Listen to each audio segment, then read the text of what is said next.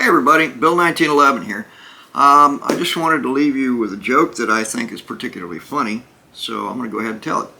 Alright, there's this lady, she's driving down the street, she's elderly, she's like me, very old, and she's driving down the street, and she's going like really slow, excessively slow. And so a cop comes up behind her and he pulls her over.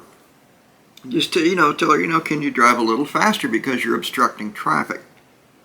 And so, in the course of his normal duty, he just says to her, out of normal procedure, do you have any firearms in the car? So the woman says, yes. And he says, okay, where is it? And she says, well, I have a 1911 on my right hip. I have a second 1911 on my left hip. I have a 38 Smith & Wesson in a shoulder holster underneath my vest. I have a shotgun under the front seat. I have an AK-47 under the back seat. I have an M16 in the trunk with 2,000 rounds of ammunition. And I have a Milcor with 6 rounds of HE. She says, oh, and I forgot about the 6 hand grenades that are back there as well. And he looks at her and he says, are you kidding me? And she says, no, I'm serious. And he goes, my God, lady, what are you afraid of? And she says, not a single damn thing. Hey everybody, Bill 1911 here. Today we're going to look at a piece of history. This one goes back a ways. This one goes back to the time of Doc Holliday and Wyatt Earp and guys like that. I don't think any of them carried one of these, but this is made by a company called Peter Sully. Okay, and it's a replica of a Remington rolling block. Okay, it's a really nice long-range rifle. This particular rifle, I won one state championship with this one and took second place in 2 others. All right, so the way this gun works is you cock the hammer, and that will release this rolling breech block that you pull back. And you put the cartridge right up the tailpipe, okay? You close it, okay? And then you have what's known as a double set trigger, okay? You take the back one and you pull it all the way back until it clicks, okay? And what that does is set that front trigger so all you got to do is just touch it and it releases, okay? And that fires the gun. This has a long-range ladder sight on it, okay? So you can shoot at things that are very far away with this gun. It's a long gun. I mean, this thing is extremely long. And the wood on this thing is just exceptional. I mean, Peter Sully did such a beautiful job on this gun. It's just, I think it's just a magnificent piece of work. Okay, now as you can see, it's got a pretty darn long barrel on it. This is chambered in 4570 government. Which is a round I wanted to spend some time talking about.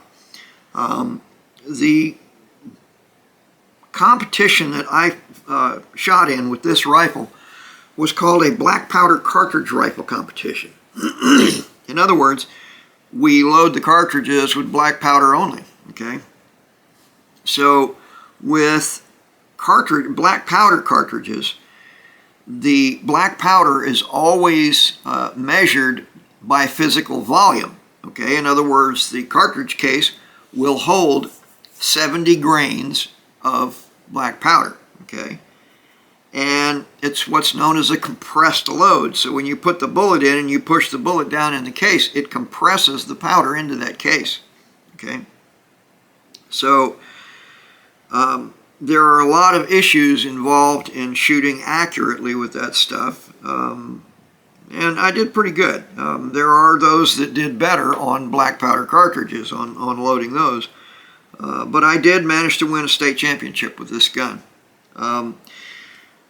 4570 cartridges can also be loaded with smokeless powder. Okay, but when you load with smokeless powder, that's always done by weight and not by volume. And what I wanted to make sure that you understand about this gun is this is what's known as a medium strength action. Okay, it will take a medium pressure load. It will not take a high pressure load. Okay, it was never designed for that. There's a gun called a high wall that will take higher pressure cartridges than this one. It has what's known as a drop block or falling block action. And what that means is it's got a lever on the bottom. You push the lever down and it pulls the breech block down out of the way so you can put the cartridge in, then you fold it back up and the breech block is back up in there. So it's in these two big heavy channels and it's not very likely to break. It's a much stronger action than this rolling block is. But I just personally, I like the rolling block. I like this design. I just really enjoy it. It's a fun gun to shoot. It shoots pretty darn well in my estimate. So the other thing I wanted to tell you is, and this just as a point of interest, is that if you decide to buy one of these, make sure that you go along with the pressure recommendations for these guns, not just because of the hammer and the rolling block and the strength of the action, but because there's actually a law in Italy that dictates the type of steel they can use in the barrel. It has to be a softer steel so that if there's any kind of a problem of overpressure, it's designed for that barrel to bulge but not split, not break. So it's not hard to bulge one of these barrels and lose accuracy. But I'll tell you what, it's a fine, beautiful, beautiful gun. And if you treat it right, this thing, you can shoot it for 1,000 years and never have any problem with it. But I just kind of wanted to show you this. I think it's a pretty gun. So with that, that's it. That's the Remington rolling block. Hey everybody, Bill 1911 here. If you found this video to be helpful and informative, don't forget to like us, and please subscribe, and by all means come to visit us at askbill1911.com. Also, I want to talk to you about something that's very important to us, and that's your safety. So please, don't try any of the things you see on our videos until you have thoroughly reviewed and understood our safety procedures. If you're under 18 years of age, do not try any of these topics without the express permission of your parent or guardian. Thank you.